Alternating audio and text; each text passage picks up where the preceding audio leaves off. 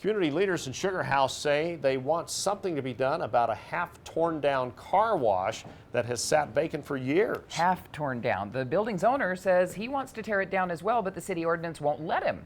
Jeremy Harris joins us live from Sugar House. Any hope for getting rid of that unsightly building? Well, maybe, maybe not. It depends on what happens next, Mary. This is the building in question, and it's protected by a chain-linked fence, but as you can see on the other side of it, it's half torn down. There's burn marks from when it caught on fire, and now community leaders, the city, and even the building's owner want it gone, but there's a catch in the law, and now everybody's asking the obvious question, why?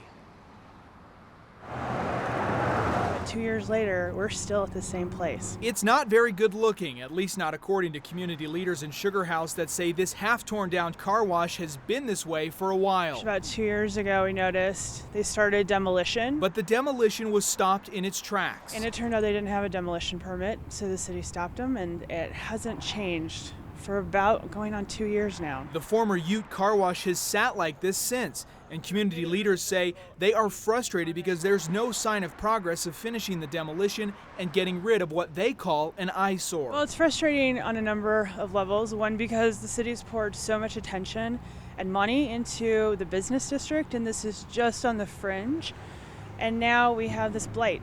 So it affects the area businesses. The obstacle to finishing demolition is a city ordinance that requires a permit before demolition. But before the city will issue a permit, they require the owner of the property to have a plan that is more than a vacant lot.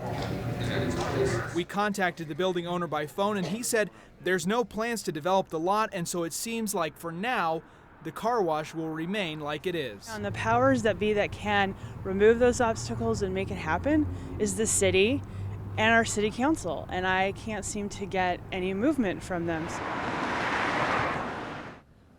Yeah, so the controversial city code here was really implemented, from what the city told me, is kind of a way to protect historic buildings from being torn down, but it applies to all buildings, not just historic buildings. So technically, the city, they need to have a permit in order to tear this down, but they have to have a plan before the city will even allow them to get a permit for that.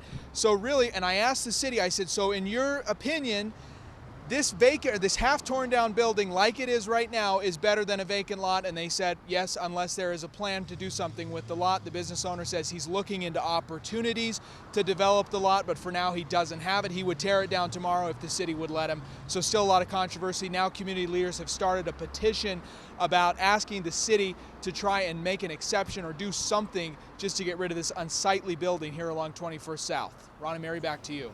Yeah, that's a head scratcher. Well, it is, but now that it's out there and maybe it'll get done. There are news stories on it, something will probably get done before too long. Thanks, Jeremy. Perhaps. Thanks.